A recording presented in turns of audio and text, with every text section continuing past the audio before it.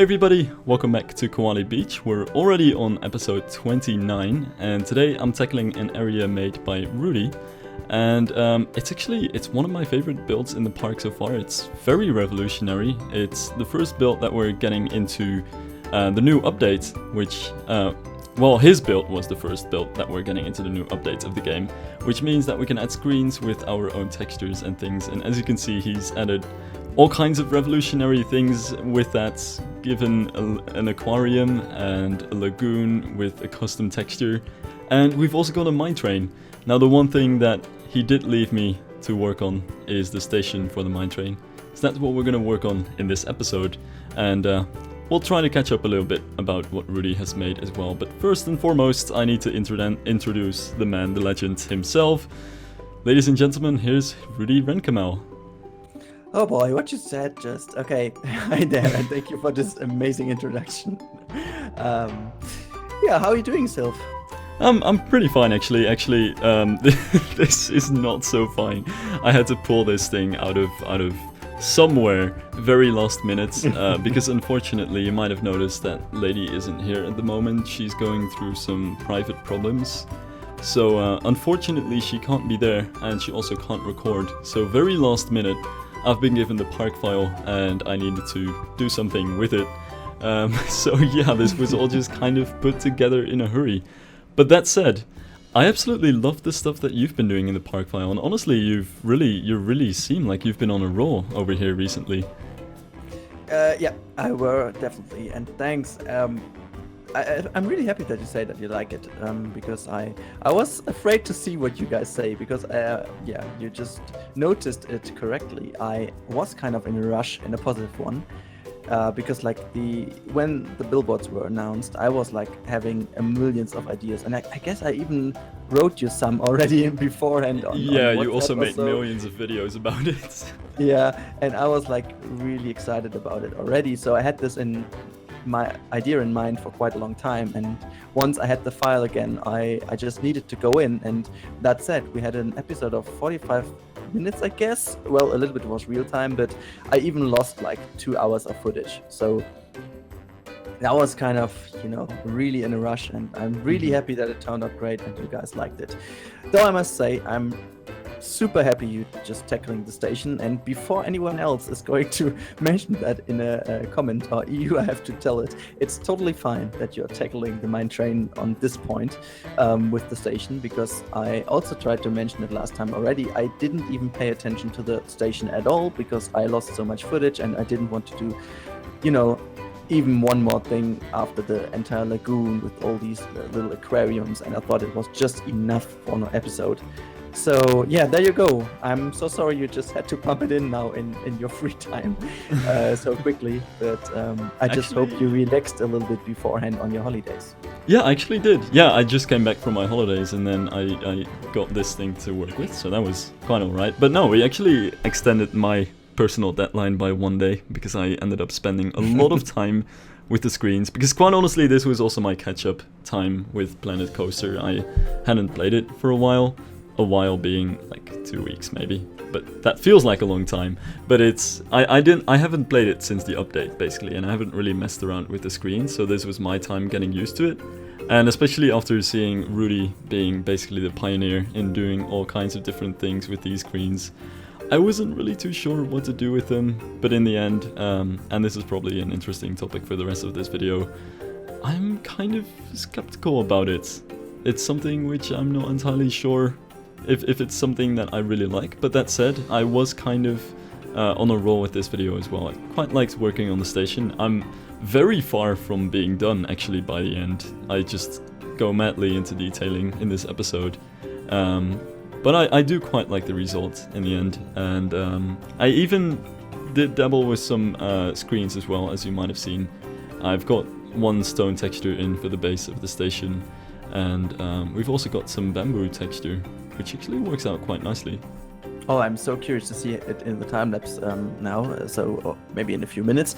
But yeah, I'm so happy that you also started tackling them, because like that's also an important thing about every new stuff in the game. I mean, I can have as many ideas as I want to, but it only gets better if other people also come up with different ideas. And so we just can, give each other's even more ideas. And also that you said you have some doubts about it. It's also maybe really interesting to talk about them later on. And honestly, it's already turning out super well and super crazy. By the way, I think you don't have to mention that you go so much into detail, because isn't that just Sylph stuff you need to do? Like going into mad details. Like, would it be a Sylph episode if you wouldn't?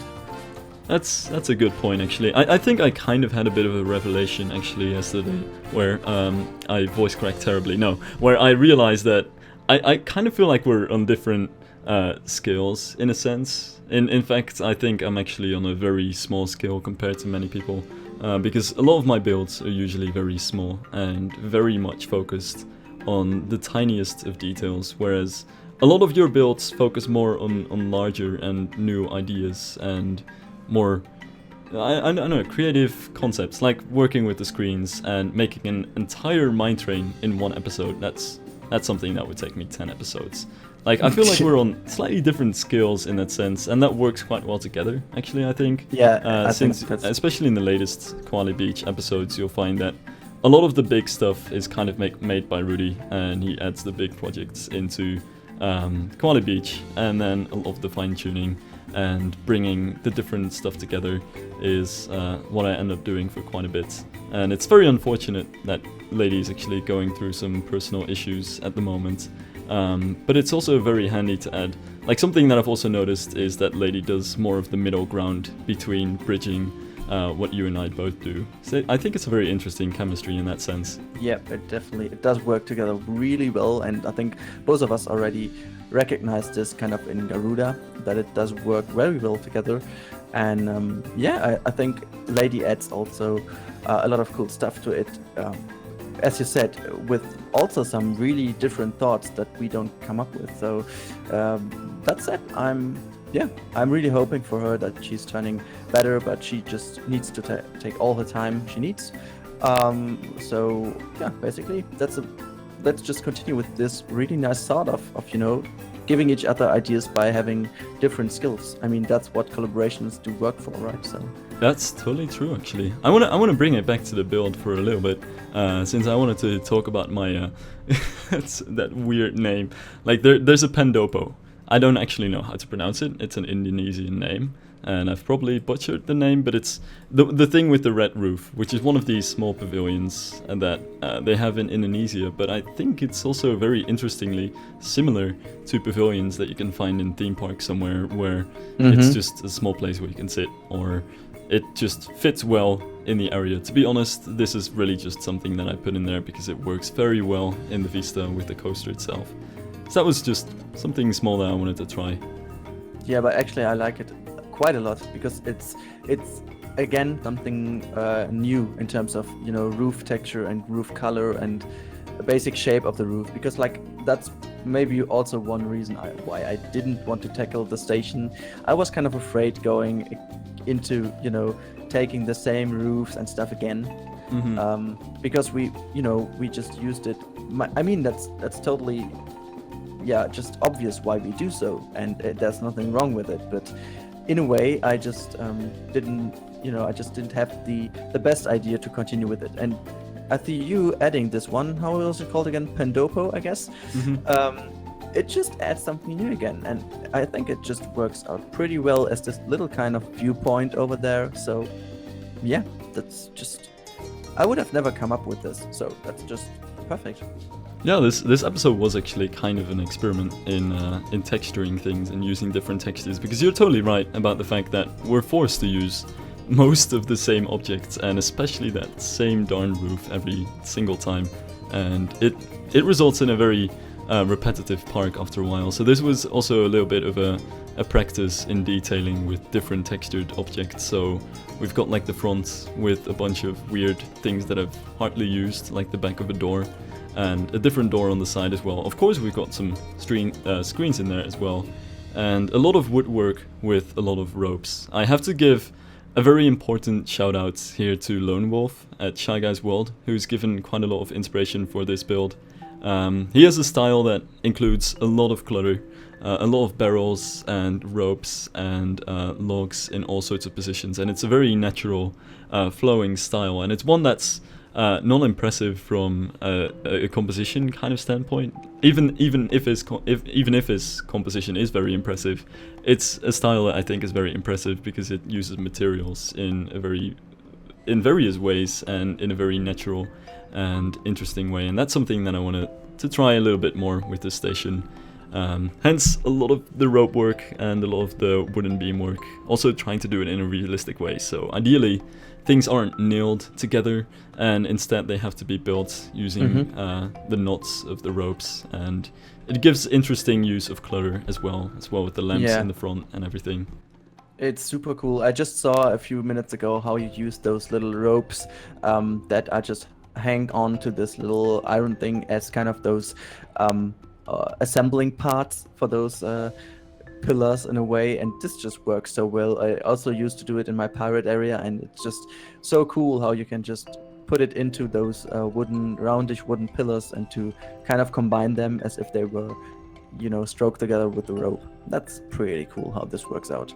And it's something that I guess is thematically something important, because it's not exactly a sort of theme where you'd want to have nails and where you'd want to have modern building styles. That said, another way in which I try to make this building very distinguished from the other buildings in the park, despite using the same roof texture and being forced to use the general same shapes, is I've added all these spires on top of it. And this is a bit of a weird story. I'm a spireman.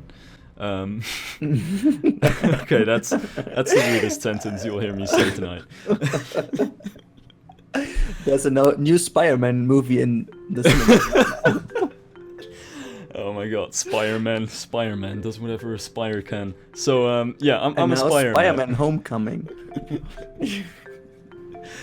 Basically, I like to add all of these little pointy bits to my roofs, especially my spires. All of the things that stick out and are very vertical and long and pointed and narrow. They're very nice detailing. There's something that are very Victorian-esque, stuff that you'd see around like old world expositions in Paris and, I don't know, Art Nouveau buildings and stuff.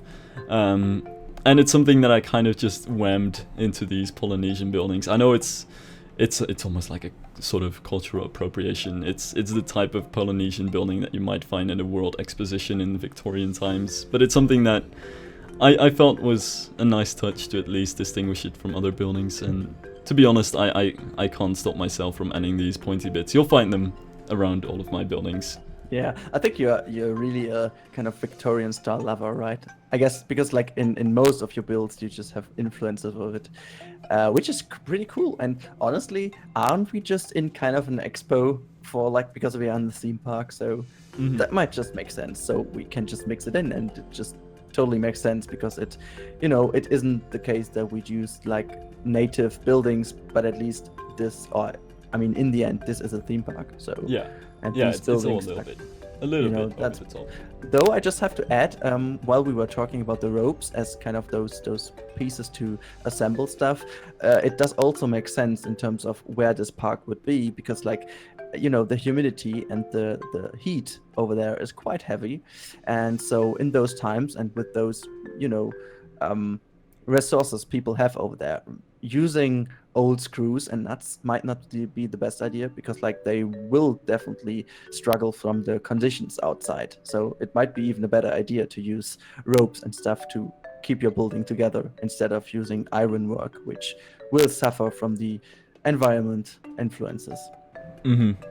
So I think that might be also a nice thought. That's actually an interesting take. I just kind of realized that I'm not entirely sure what the rules and regulations are in terms of that for theme parks. Like, are Disney buildings that look like they're held together by ropes actually held together by ropes? Because I have a strong suspicion that they would actually have some kind of internal steel I'm pretty sure they have. Or steel structure to it. Yeah. Like it looks a bit hodgepodge, but it never really is. It's an I'm pretty interesting sure, touch. like, I mean, like, in those areas, like where Disney parks are, I'm pretty sure, and with those, like security levels they have to stand to, I think they can't just do it with ropes. But maybe I'm wrong. I think we will have some really clever people in the comments that might tell us a little bit more into. I even have an idea who could be the person to do so. So, Yeah, I have a suspicion as well. yeah. It's a kind of stuff that you wouldn't really find too easily in books or documentaries because Yeah. it's too niche and weird, and weird sub-niche interest information. But I Yeah, wonder. So my suspicion gets even closer to the one.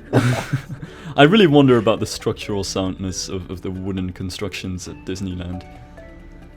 Mm. Oh god, and I said that I'm a Spider-Man would be my weirdest sentence in this episode. Well, I think it still was. So Fair enough. yeah. That's cool. Honestly, I love how you did this, cover for the brake run. I guess that's kind of the preparing bit to the transfer track you were talking about, right? Hmm. So Yeah, it's you need that in the Koalian climate. Like it's tropical. There's a lot of no, that's not the reason. Actually, I just wanted to have some kind of architectural little tidbit. Like next to the station, since otherwise looking at the station was like the only building and it came out really awkward and lonely and rectangular. So it just kind of adds a little bit of another point of building interest next to the station. But other than that, it's not actually functional. well, it doesn't have to, right? So even though people have been complaining that some of our recent builds are lacking some functionality, so which I can't deny is kind of true, I guess. But yeah, so it would be nice to actually have the opportunity to make everything functional in the game, but it somehow isn't. So that's a fair, trade-off yeah. to do. Yeah. Plus, there are actually brake runs that have a roof over them in real life, so it's not too far of a stretch. It's just No. a nice way to tie it back together with the station. Yeah. Oh, I love how you just use the copy and paste technique over here of the roof, and just by taking those upper bits of the roof, the little spires, to just move them around again to not make the roof entirely again. That's very clever, like that. Yeah, I needed to resort to Yeah. some pretty hefty methods to get more spires in because I really did feel like there weren't enough spires on that building yet. Oh, I see hashtag one more spider and hashtag I'm kidding. That's definitely gonna be happening. It's just such a neat touch to add up everything. I mean, it's over the top for sure, and it's a bit of a weird revivalist, Yeah. romantic sort of thing. But hey, it's a theme park. That's. I mean, you've been to Austria. I guess you just have been, you have got so many influences now from those kind of buildings as well from Austria. So that's pretty fair, I guess. Oh yeah, that's true. Actually, I went to Salzburg last week, which Yeah. So there was a hefty amount of spires in that. it's a neat city, isn't it? It is really nice. Have you been there actually? Yeah, I've been there. Yeah. I mean, I've been I to quite a remember lot I've been of there when I places, was yeah. young, but I didn't remember a thing. No, I've been there. I guess 2 years ago, 1 year ago. No, 2 years ago. But yeah. Oh, right. I really loved it. It was honestly might be really uncommon for Austria, but it was a really hot day back then, and I also enjoyed shadow. But I just there is at least a little bit of shadow, but the city itself is there's a lot of open space, even though it doesn't seem like, and that was not that easy in those hot conditions. But I guess you just had nice weather as well, did you? Yeah, it was not too hot. So that was pretty nice. Yeah, I always Actually, hate cities when it's too hot. Like, it doesn't matter which city, I just hate them. Yeah, and cities are warmer than their Yeah. surroundings. That's the bad part about it. But no, it wasn't too bad. And there are some narrow streets in there as well. Yeah, that's right, yeah. So I really like it. I really like the kind of architecture going on there, and I just, like this kind of flair that you can see the Alps and stuff. That's cool. Oh yeah, that's really nice. It's a city with a very Baroque style. Actually, in fact, I did the most pretentious thing today. I sat in the garden outside in the sun, reading a book about Baroque architecture. That's something that happened today. And So, did you listen to classic music then? Because That's just fulfilled. I mean, if I were listening to Mozart at the same time, I'm sure my brain couldn't have handled it, and I would have gone mad. That's not even that's too much. That's too much for a brain to handle. But it was actually pretty nice. I didn't even read too much. It was mostly looking at pictures so far, but it was good inspiration. Oh yeah, that makes sense about architecture, right? So. Maybe we should bring this back to Koali, because there was one more topic that we actually talked a bit about before the video, that we can probably talk for half an hour about, but that I also kind of name dropped at the beginning of the video, because we've got the new screens, and they're the hip new thing in the game, because a screen means you can add any texture whatsoever, anything that's on your computer. Even including whatever weird things you might have on your computer. You can put anything on a screen and it's in the game. So essentially you have any textures. So that's how the water was made, that's how the aquarium is made, and that's how some of the building textures so far have been made. But Rudi has been, I mean, you've been the mad pioneer on this technique. And I know you've come up with a lot of ideas and uses for this technique, but I'm sort of skeptical about it, since this was my first test, and I'm not sure how I feel about it. I'm not sure what your feelings exactly are on it, though. Yeah, I think we just don't need to start from the very beginning again, because we talked already a tiny little bit about it. So I just tried to, bring it to a conclusion for the guys out there, and to go on with my thoughts then, because I think you felt already in the last episode that I started to be a little bit more skeptical about it. So basically our problem is that, like for both of us, that the textures as a texture itself are really flat and just glossy and shiny, because the screen itself has an own like standardish spectacular map to it. So if you do put in a texture, it is not as if it would be if you just have a normal texture going on, which has an own spectacular map to each and every bit to it. And might I just add for a second that it's specular map, and I think you're saying spectacular. I mean, they are spectacular, but you're totally right. Yeah, you are absolutely right. But yeah, they don't have a spectacular specular map. Yeah. But anyways, so I think the usage of those and the possibilities we get are tremendous. They're really amazing. But that said, I also talked about this with those little decals I added to the slides over there. We also recognized that it doesn't work that well in the end, because you never ever would get the same lighting to the same texture as if it was in-game before. So the wood never would be looking like the wood in-game, because it has a different specular map to it. And yeah, so I think I do really see your point. That said, using it for different kind of ideas, it's still one of the best additions to the game ever. So I'm working at the moment on something else which doesn't even need to have those specular maps. So I think in terms of how you can use them, they really are a game changer. But a few things already dropped a little bit because of the missing specular map. So that's are my thoughts. Yeah, I still think they're amazing as well, but I'm actually on the fence as to whether I actually think that they're one of the best additions to the game. It's something that I noticed when I looked at the stone for the first time, because that stone texture that you see on the station is one of the first textures that I tried. Yeah, exactly, because of the map, the reflection doesn't quite work the same way as the in-game textures, where it actually works lovely. Like, if you have bricks, they actually do look different at 9 AM than they do at, I think, 1:30 or something. You actually find that the shadows and the highlights actually do light up depending on the lighting. That's something that you cannot get with the imported textures. So for me, they still kind of stick out. Hence why I sort of blended the textures, and I sort of saw this as an experiment to see how you can blend the textures in using all of that foliage and the rockwork and the wood.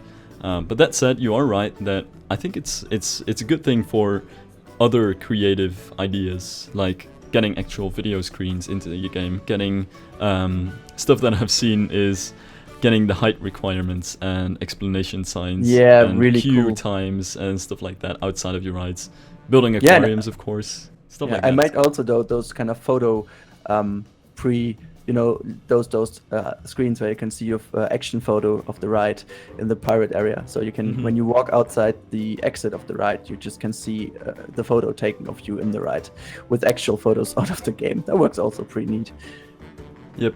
Yeah, I totally agree. I think there are some really, really interesting ways to work with it, but as a texture thing, I'm very much on the fence, and that's why I feel it might not be as game changing as it was once thought it would be, since it's just something that, yes, it's game changing and it allows you to add anything into the game, but it also feels a little bit off.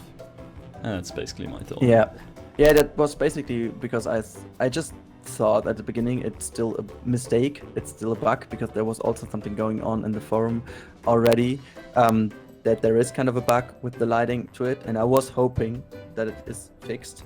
But now, as it is fixed a tiny little bit, I still see the problem that you mentioned as well. So I don't have anything else to say about it. Though I have to ask one more question. If you did know about the barrel planter, I actually placed the barrel planter in the Pandopo. All right. So as kind of the way to make people not run into the pillars. Yeah. Oh, okay. Did you know about that before? Like, I actually didn't. Okay. So because I was shocked when so many people didn't know about that, because I also didn't know about that. And this weird guy called Advo TV, he was like, oh, well, wasn't it kind of a thing that is very well known? And I was like, no. Actually, before all the viewers are like, what is happening? Basically, the barrel planter is the one object in the game that people walk around. So if you place it on the path, people walk around it. But even if you sink it into the path, people still walk around that part of the path. So you can actually use it to place walls and objects on the path and have people walk around it realistically instead of going through it. So yeah, that's basically what happened. That's just madness. It's so cool. You can use it for so many different places and ideas, and it's it's man, great. Would I have just known it before? I'll link that video in the description because it's something that needs to be seen. And anybody who doesn't know it yet, here's your chance to do some more revolutionary stuff in the game. I hope you've known. Otherwise, this is such a terrible moment. The things that I could have done in the past if I knew this.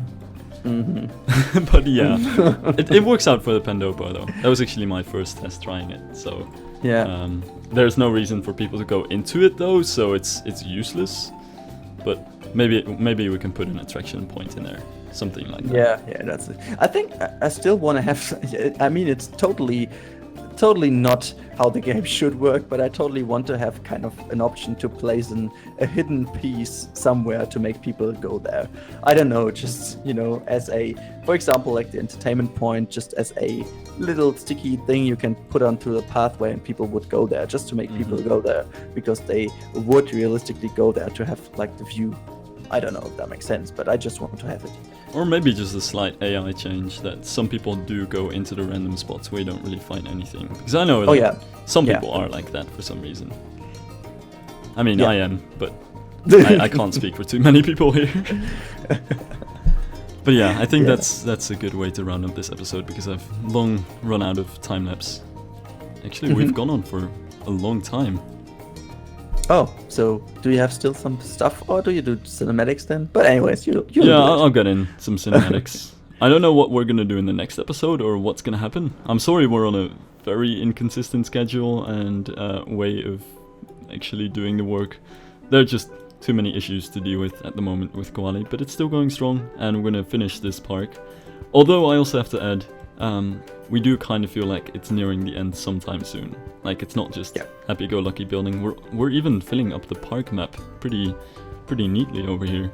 Yeah. So it's into the wrapping up stages. But I don't think we should say anything about how many episodes we have left. No, but I'm definitely not gonna put in another dive coaster or something. Yeah, we would have 2 dive coasters. That's a waste. I'm just gonna add a B&M hyper coaster. There we go. There's some space left. Well, no. We'll sort that out. Anyway, thank you guys for watching. Thank you, Rudi, for being here. Yeah, it was a pleasure. And we'll see you guys in the next episode, whatever it may be. Bye-bye. Bye.